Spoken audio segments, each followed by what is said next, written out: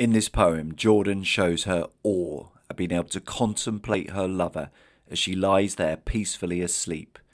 The poem consists of a special spiritual moment, with peace inside reflected by the peace and beauty outside on the streets and within the natural worlds. How do we come to be here next to each other in the night? Where are the stars that show us to our love inevitable? Outside the leaves flame usual in darkness, and the rain falls cool and blessed on the holy flesh, the black men waiting on the corner for a womanly mirage. I'm amazed by peace. It is this possibility of you asleep and breathing in the quiet air. What a lovely, sensual start to the poem, with the persona quietly marvelling at the fact she is next to the person she loves. There is no question mark though, which is fitting for two reasons. A, she needs to be quiet as her loved one is sleeping, and B, she doesn't really want an answer, she just wants to savour. The couple are inside where of course there are no stars. However, this reference helps lead us outside from line 5 and helps build up links between human love and the beautiful natural worlds. It is both inevitable that stars will appear at night to potentially show lovers to each other, and inevitable that these two special human beings were brought together to share intense feelings of communion and love. There is no punctuation whatsoever in the poem, although there are capital letters which provide a degree of separation between thoughts and images. The enjambment creates a rolling, ceaseless feel, which reflects both how the feelings of love are unbroken and never-ending, and the synergy between the lovers and the outside world at this point in time. We get a sense of the vibrancy of nature even at night. Stars are shining brightly to potentially light up lovers. Leaves are glowing and swaying very slightly like flames in a breeze, and rain is falling to re-energize and sanctify. Notice that line 5 doesn't make proper grammatical sense. Outside the leaves flame usual in darkness. A grammatically clearer version might be outside the leaves light up, as they usually do in the darkness. The original version is much shorter and more intense, fitting for this short, intense moment of awe and appreciation. It is currently raining here in Hampshire as I write these lines. Thoroughly depressing. However, in this poem, the rain is very much seen as a positive. It falls cool and blessed on the holy flesh. These lines have a bouncing, iambic feel, which is fitting given that this rain refreshes and is welcomed by the men on the corner. Shall we have a dive into holy flesh? Both words have biblical connotations, with flesh typically used in the context of lustful, sinful desires of the flesh in order to show the weaknesses of human beings. But here we have a sense of all those outside being grouped and cleansed together simply as holy flesh, due to the sanctifying effect of the rain. The men on the corner are waiting for a womanly mirage, or an optical illusion in the shape of a female. I have to say that when I think of men waiting on corners for something to do with women, I think the opposite, i.e. they may be looking to pick up prostitutes. But this clearly isn't the case here.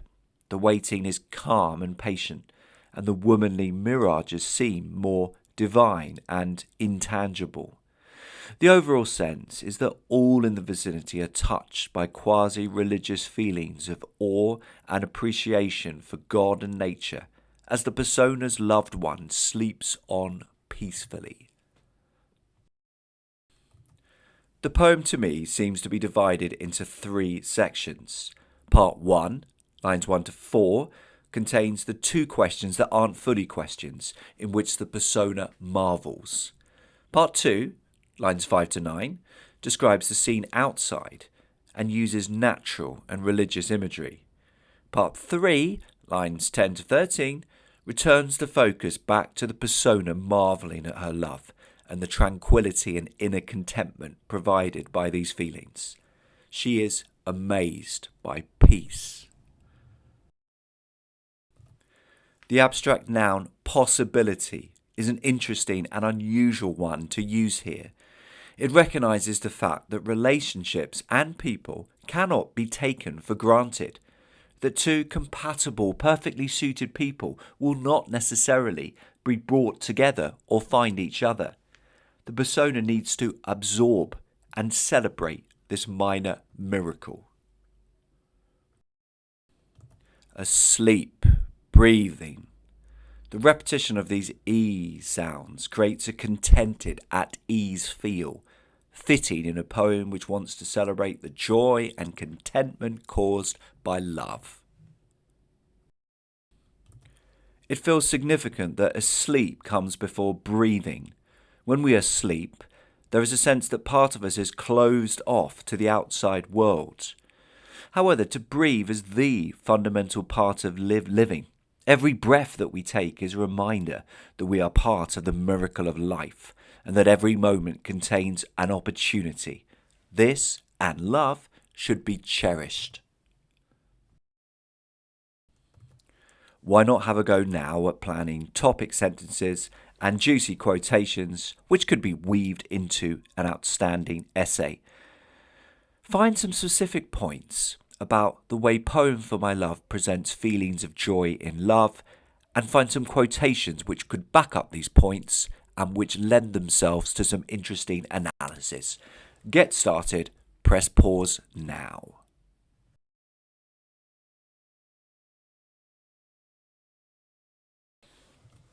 In the first main paragraph of my essay, I would start by writing that the persona marvels at the precious miracle of being able to lie next to the person she loves. I would then back this up with the quotation, "How do we come to be here next to each other in the night?" My next point would be, the persona's joy in love contributes to a greater affinity with the natural world. Where are the stars that show us to our love inevitable? In my final main paragraph, I would kick off with, the persona feels deep contentment as she contemplates her feelings of love. I would use the quotation, "I'm amazed by peace. It is this possibility of you." Time now for my paragraph from a grade 9 essay. The persona marvels at the precious miracle of being able to lie next to the person she loves. The poem opens with the following two lines.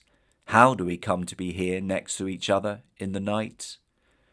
It is notable that this question doesn't contain a question mark, which is fitting given that the persona is not actually interested in finding out the answer to this metaphysical question, but simply wants to wonder and savour in awe.